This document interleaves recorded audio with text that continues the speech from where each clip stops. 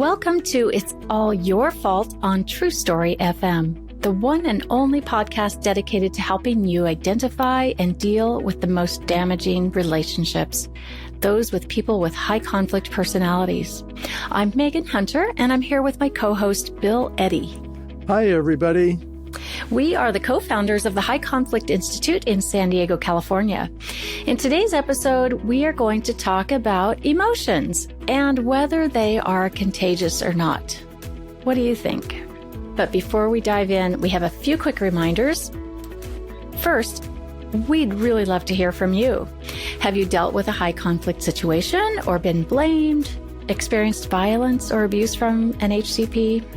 Or maybe you simply dread seeing that person again, but you have to tonight at home or tomorrow at work. Send us your questions and we just might discuss them on the show. You can submit them by clicking the Submit a Question button at our website, highconflictinstitute.com/podcast, emailing us at podcast@highconflictinstitute.com, or dropping us a note on any of our socials. You can find all the show notes and links at highconflictinstitute.com/podcast as well. Make sure you just subscribe, rate, and review, and please tell all your friends about us. Telling just one person that you like the show and where they can find it is the best way you can help us out, and we'd love that and really appreciate it. And now, on with the show. So today we're talking about emotions. And Bill, I know, we've talked for 15 years about emotions and unmanaged emotions, particularly when it comes to high conflict people. So, the first question really is, can anyone get emotionally hooked and unhooked? And the answer is definitely yes. It seems like this is part of how we're built as human beings, that emotions are something that help us work together, help us let each other know if we're in trouble and need help us know if people like us and people we want to like. So emotions really operate constantly, almost in the background. You're not consciously thinking about it, but we're constantly absorbing each other's emotions. And ordinary emotions, we're just kind of vaguely aware of. Somebody smiles, somebody laughs. But high conflict emotions, or any intense, even intense positive emotions, ratchet up our perception, and we absorb some of that. The more intense it is, the more likely we are to absorb it and have the same emotion and at a high level of intensity. So if somebody's really angry with us, next thing you know, we're angry. Now, we may be angry at the person who's angry at us, or we may be angry with the person about somebody they're angry at. And when you think about like mob behavior, like after a sports event or something like that, let's say your team won and everybody's happy and excited and dancing around and all that. If, there's all these street mob outcomes of victories in sporting events, and you can see how people can absorb a whole mob, just ripple through with positive emotions. But of course, history is filled with mobs with negative emotions, and people get swept up in anger or hatred without even knowing why. And so one thing that's interesting is research on emotional intelligence tells us if you have a small group of people, half a dozen, 6, 8, 10 people who don't have a hierarchy between them, like an authority figure, they're all fairly equal, that the person with the most emotionally expressive face will dominate the group. So our emotions not only are contagious, but they really organize us into groups sometimes, and they also really influence relationships. When you're close to somebody and they're happy, you can say, I feel your joy, and it may be true. Or their sadness, and you could feel their sadness. We go to the movies and you have tears near the end of the movie and everybody's sobbing when they walk out of the theater. Or a sporting event where, they're running down and they make the goal. Well, that's us making the goal with them. So definitely emotions are contagious, but they're also mostly out of sight. And I think that's why they're worth talking about today. So when you talk about absorbing others' emotions, essentially you're saying we get hooked by those emotions, right? Absolutely, yes. And what does that feel like to be hooked, to absorb those emotions when we don't even know it's happening? Well, it just kind of takes over and can take over your brain. And you can become kind of obsessed with how upset you are. And when you're dealing with a high conflict person, that often in many ways hijacks your emotions, and you have fear. It's like, uh-oh, what's happening now? Where are they now? What are they going to say next? You may have anger. I can't stand this. You may feel helpless. So like in the workplace bullies, their targets often start developing stomach aches, can't sleep, worrying about going to work the next day. So getting emotionally hooked can happen to someone who's around a high conflict person. It's something we hear about a lot. Yeah, but other people can also get hooked against you. And that's also upsetting. And, like a divorce case, you're going to court and let's say your co-parent or your ex-spouse is a high conflict person. Their high conflict emotions could hook the judge, and the judge could look at you and say, you're doing it all wrong. And you realize you're the victim here, but the high conflict person has emotionally hooked the judge. So, we talk about strategies for dealing with that, but you have to watch out for that. That's how bullies can influence a crowd or a playground or a high school, all of that. It's a human nature problem that people generally aren't enough aware of. And is this the same thing as emotional persuasion? Yes. And since high conflict emotions are highly contagious, we see that high conflict people often can be very successful, at least in the start, say, of a court case, because their emotion, everyone goes, oh, something terrible must have happened to that person. When in fact, we can say, no, that's the person's personality. And it's kind of interesting. I know in those court cases, the person who truly is the victim will often then have an overreaction, because then, they've been dealing with this high conflict co-parent for a long time. And now the judge seems to be emotionally hooked by that parent, or persuaded, or on, seeing them as the favorable parent, I guess. And then the true victim overreacts. Is that seems to be sort of common. Would you agree? Yes. And it's not wise if you can kind of prepare for that, because then that makes the judge think, oh yeah, see how upset she is. She's in tears, or, and so we have people who are perpetrators of domestic violence saying, look at my wife. She's a mess. She's emotionally distraught. She can't get it together.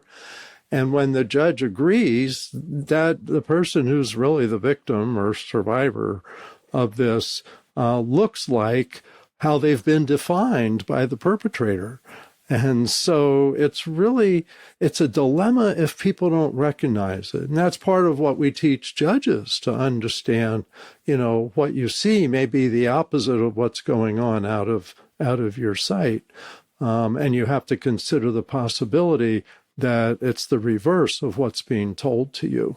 So I've, a couple of things have come to mind while you were talking. And one was being in a movie theater years and years ago when a particularly emotional movie came out. I remember I was about to cry at the right moment, right, where they really meant to get to your emotions.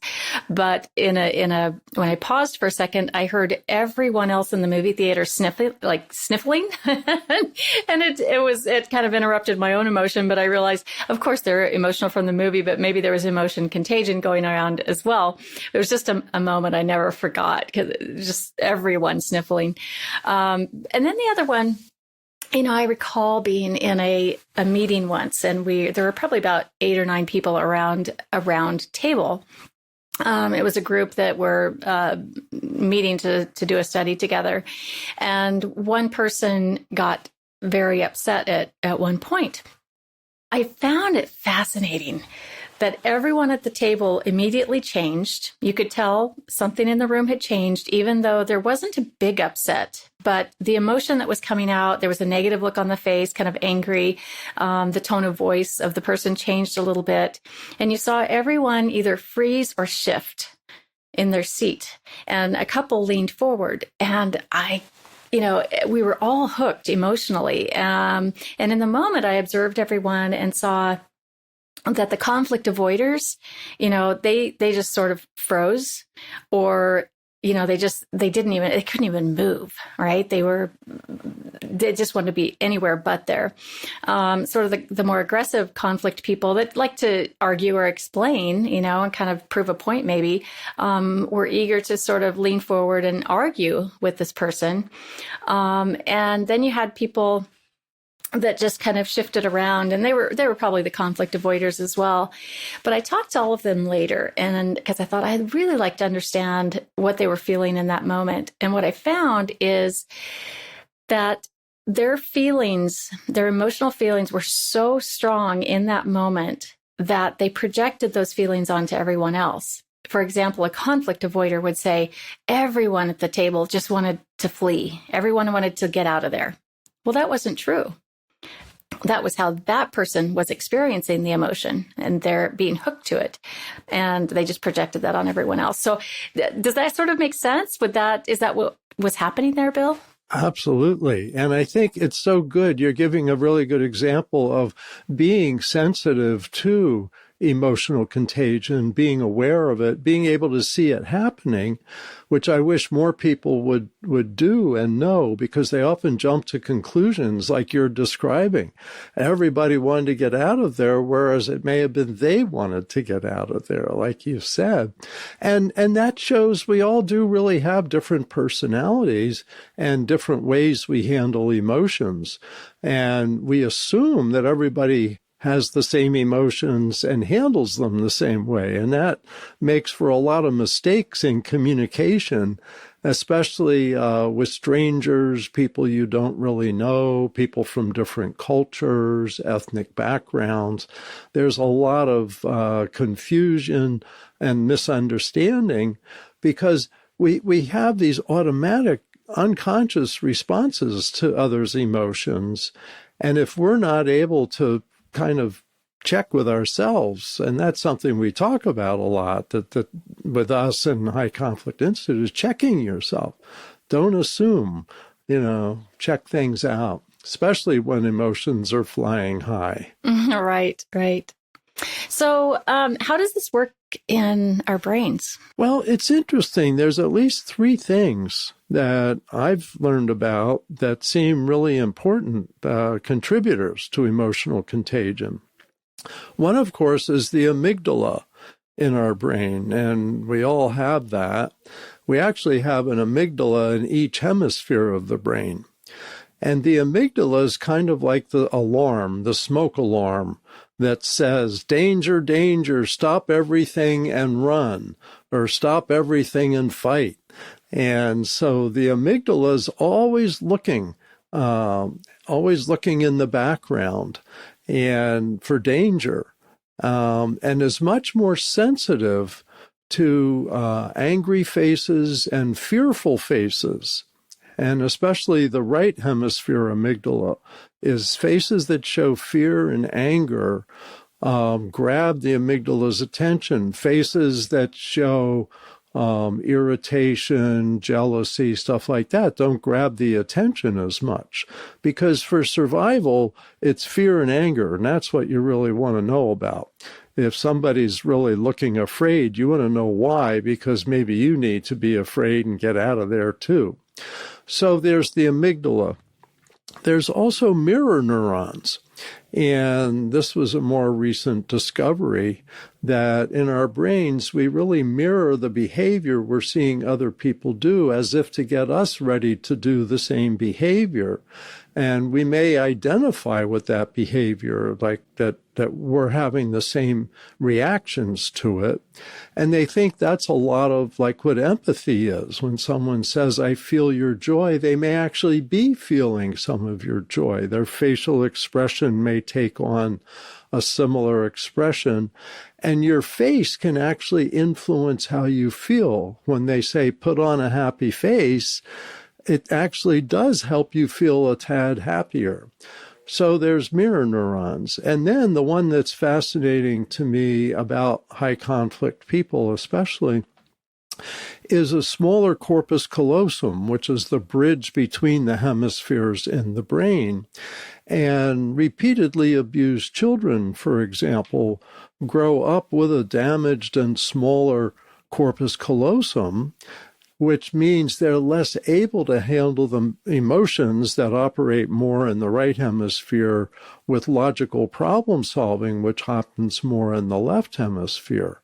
And so some perhaps personality disorders have this smaller corpus callosum, so it's easier for them to just get emotionally hooked and stay hooked. They have a harder time talking themselves down. And that's why family, friends, and professionals need to learn techniques to calm people down like that so they can do logical problem solving again. So there's a lot going on in the brain that's just automatic. But if you think about it and learn about it, you can override a lot of that. And that's a lot of what we teach. Right. And we find that, most of us engage in those moments because we don't know something has happened in that other person's brain. They're stuck in those right brain emotions and we don't know it yet. We might feel that something's different, or we might be completely oblivious. And so we just keep engaging, or we get angry and yell or try to explain a lot of those things. And in those moments, that person is trapped in really negative emotions where the blame comes out, the all or nothing thinking, unmanaged emotions, extreme behaviors, those 4 key characteristics that we talk about all the time in all of our trainings, the 4 key characteristics of the high conflict personality. So we all, on the other side of that, though, we just don't often see it and stop ourselves from, engaging in that moment. And when we do, we just keep them kind of trapped in that right brain. So it can be a challenge. The other thing I was thinking about is in episode 1, I told a story about a training participant in a training I was giving who approached me halfway through the training and was pretty hostile, very angry and in my face. And I froze. I went into fight or flight because my amygdala, which, as you know, Bill, I've nicknamed the amygdala Miggy. And my amygdala said, hey, there could be a potential problem here. This person is not your friend right now. So I couldn't think about what to say, right? So my emotions were hooked in that moment. It took me a bit to get unhooked, and I eventually did. But things can happen very rapidly, and, we're not always prepared, and sometimes we're going to get it wrong, but we can repair it.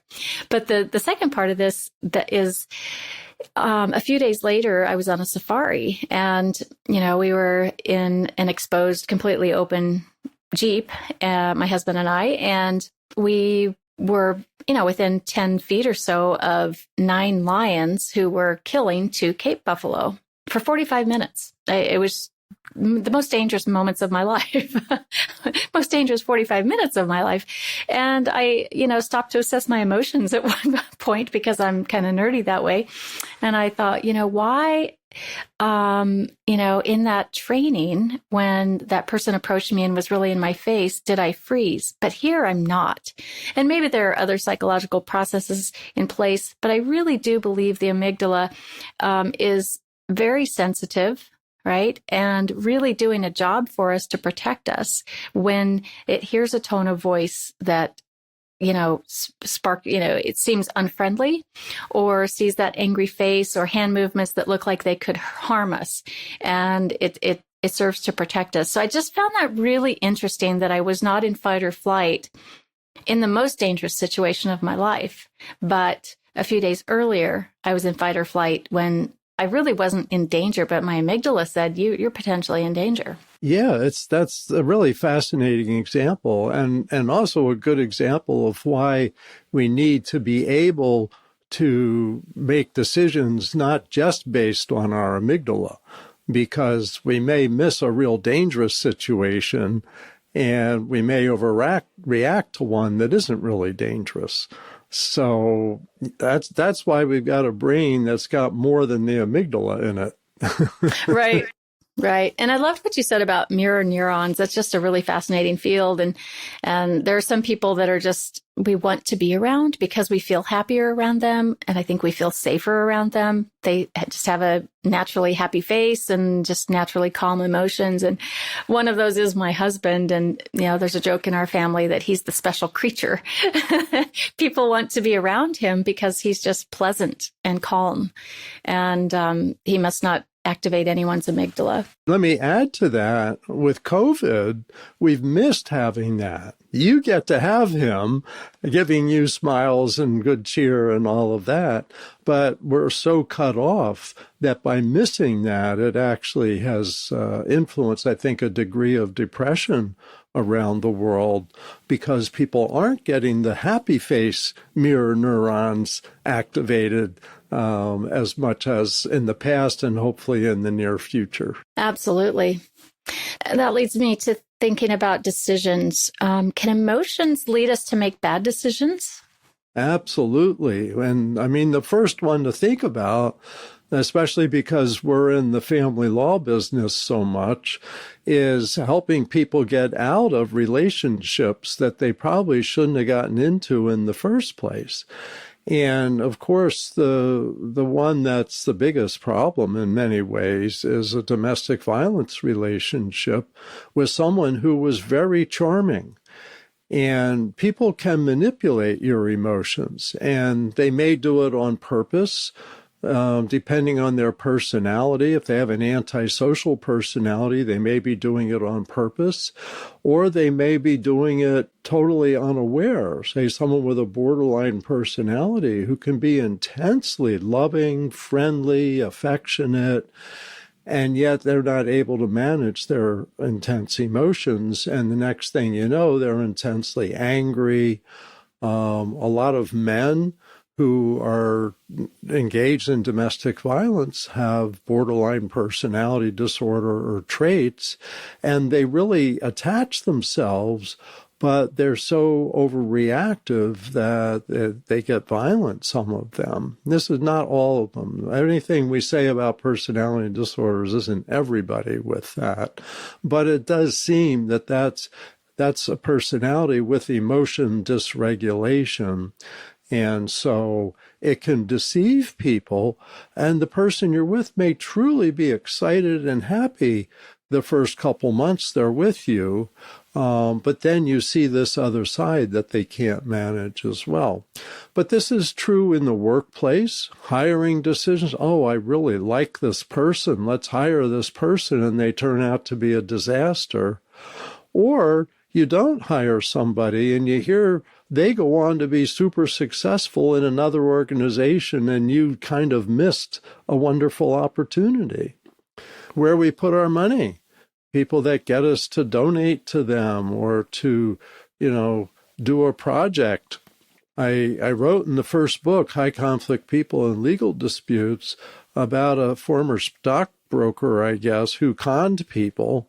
And a couple of years later, I get an email from a woman saying, I wish I read your book because I gave that guy $10,000 to do some repairs on the property of my home.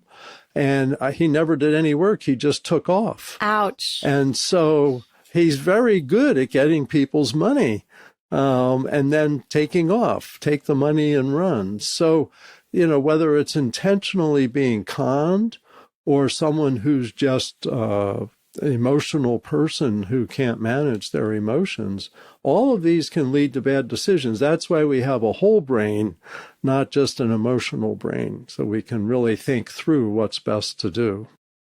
How do HCPs deal with emotions? Well, it's interesting because this is, first of all high conflict people seem to be more driven by emotions and more emotions than logical self-interest. And so but it's different for each of them. The 5 high conflict personalities we talk about handle them slightly different. So let me talk about borderline personalities that I was talking about earlier. They're often thought of as having emotion dysregulation, and it may have come from early life trauma. It may be an inborn trait, something like that. But they tend to go too far with emotions. So they're on a scale of 1 to 100, you're getting a 1 or you're getting 100. And that may be 100 loving, but it also may be 100 hating. When they're angry with you, it's disproportionate. And that's one of their issues. And there's treatments for that. Some people get that. When you think about like con artists, the antisocial personality, they're very manipulative of emotions. They can show emotions that are intimidating and angry, and you feel like I've got to do what this person says or my life is in danger. I once had a court hearing. My client was a husband. The ex-wife had I think, antisocial boyfriend. After the hearing, I get into traffic, get on the highway, and I glance over to my right, and that's the vehicle with that boyfriend driving and the ex-wife next to him. And the boyfriend gave me a look like, if I wanted, I could just ram your car and cause your death. Oh, you just gave me chills. Yeah. And the guy did. And he made some false allegations that really messed up my client's life for about a year. We got it sorted out, and it turned out he had lied to police at one point, and that's part of what ended his part of that case. But the idea that they can manipulate and intimidate. Narcissists, everyone talks about narcissists. Narcissists can be just so charming. And so their charming emotions, they make you feel wonderful, they make you feel special, and then they've got you. Let's say you marry them. Next thing you know, you're their target of blame, and they're publicly humiliating you to make themselves look superior. So those are just some examples. Paranoid personality overreacts to fearful things. Histrionic personality overreacts to drama. It's using the other parts of our brain to go logically, does this fit the situation? And that'll help you decide, and understand people you're dealing with. If you have to deal with a high conflict person, it's going to help to understand not to react to all their emotions. And how do HCPs communicate differently using their emotions? Well, it does seem like their facial expressions are more intense. And that's what I mentioned earlier with they can dominate a group because of their facial expressions. So their voice may be louder, maybe more extreme, and then maybe even more seductive. And they can be more persuasive by, pointing their finger at you, like in a courtroom and saying, you know what she did? And they're pointing the finger at her, and physically you follow that finger. And I see the judge's eyes, and the judge's eyes follow that finger and look at the person that's being talked about, who may be totally innocent of having done anything wrong. But so they use their bodies, they use their face, they use their voice, and you have to be aware of that. And by the way, the best judges don't move with that finger. They stay focusing on the person who's talking, and that really deflates their power, because the person who's talking and blaming hasn't succeeded at influencing where the judge looks. Wow, truly a neutral. Yeah, that's what you want. Fascinating. Are emotions part of why we have such angry polarization today in families and in politics? And I mean, basically in general society these days, everybody's fighting this year about vaccines and mandates and masks and all kinds of things. Yeah, and what's fascinating to me, fortunately, learning about this many, many years ago and seeing the change in kind of the national and world emotional level. We're much more emotional. And I think it's not about issues. And we have a saying with High Conflict Institute, often the issue's not the issue, the personality's the issue. There's other things going on here. And I would say it's the intensity, the escalated intensity of emotions that, for example, in families where you see alienation, a child doesn't want to spend time with one of the parents. Let's say it's dad. I don't want to see dad anymore. I don't like how he wears his hair. Well, that's not why. It's because of the emotional intensity that mom may be putting out and mom's family may be putting out. And children can't tolerate too high a level of intensity without looking for the fastest way to resolve that. And it's not even conscious. And they go, okay, mom will calm down if I agree with her. So you're right, mom, dad's a jerk and he doesn't wear his hair right. And so you absorb it emotionally.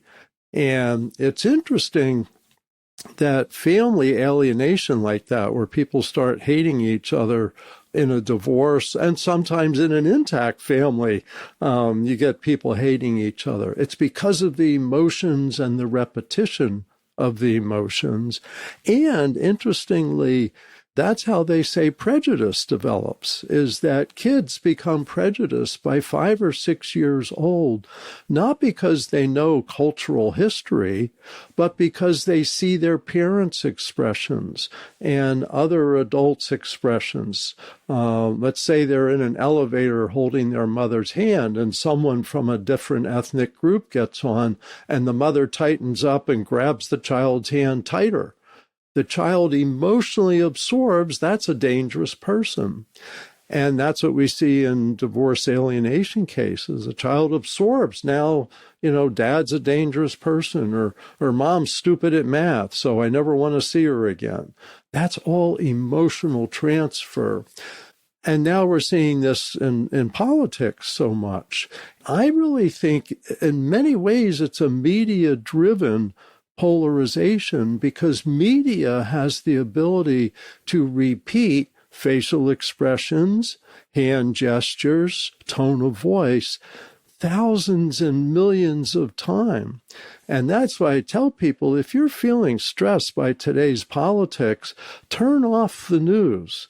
Don't look at the Facebook news. Just get yourself away from news for a little while, and you will feel better. Nothing's going to change for the world. So much of this is an emotional contagion that nobody sees. Well, we see it, but and the cure for this is to get people talking one-to-one. When people talk one-to-one, people that they thought they hated, they don't at all. It's human beings. But via all these media, being in the middle can make you hate people that you see, but you don't know. And that's the thing. We got to be really careful we don't absorb that. It's not about the issue. And I agree. It's not about wearing the mask or not wearing the mask. It's about the emotions that have been generated around that. And one thing that really bugs me is when the news media says how polarized we are. If you say that a million times, we're going to feel polarized. I don't think we're that polarized if we sit down and talk one-to-one.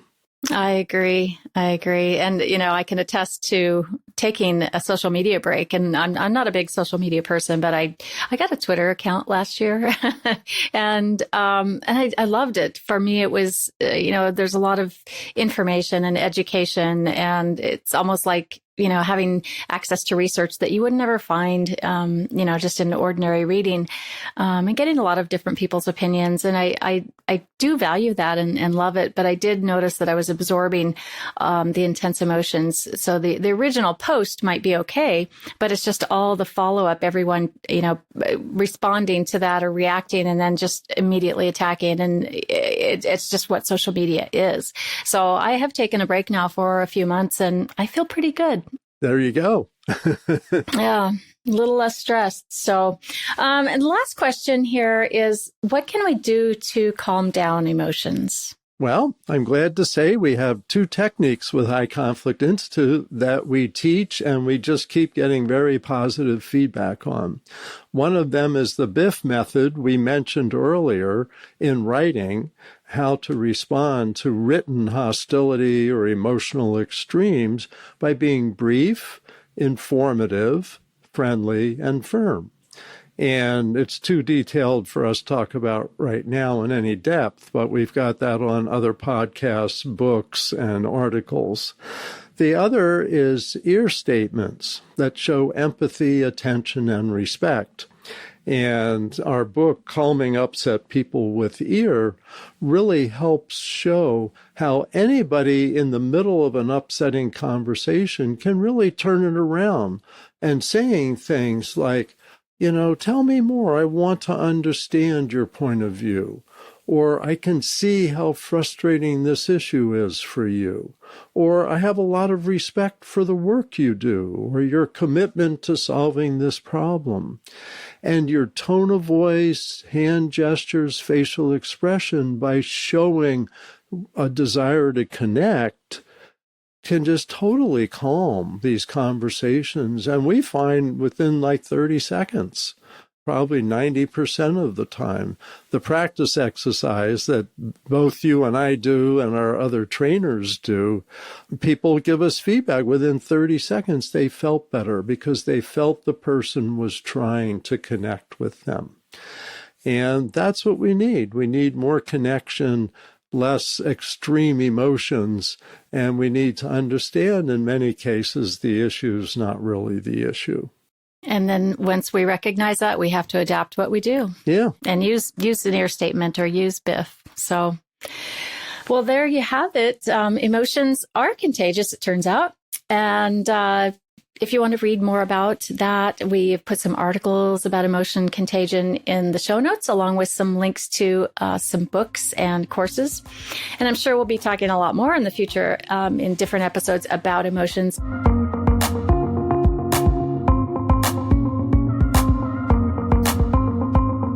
In the next few episodes, I want to give you some kind of a little heads up. We're going to be talking about high conflict people in love and romance.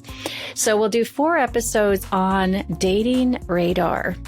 First, what are the red flags? How can you see, who you shouldn't be dating or commingling finances with, marrying, living with, having a child with, all those kind of things. Then the next episode will be the romantic types that you might want to avoid. And then lastly, should you get out? And if so, how can you get out safely? So these are all based on the book we wrote a few years ago called Dating Radar, which was based on a survey that we did with over 500 responses from people who had been in some pretty awful relationships with high conflict people. And they provided a lot of content. So we are rich in dating radar content, and we'll talk about it in these episodes. And then the final episode will be your questions. So please submit a question on highconflictinstitute.com/podcast. And remember to rate and review us and tell your friends and colleagues about us, which means a lot.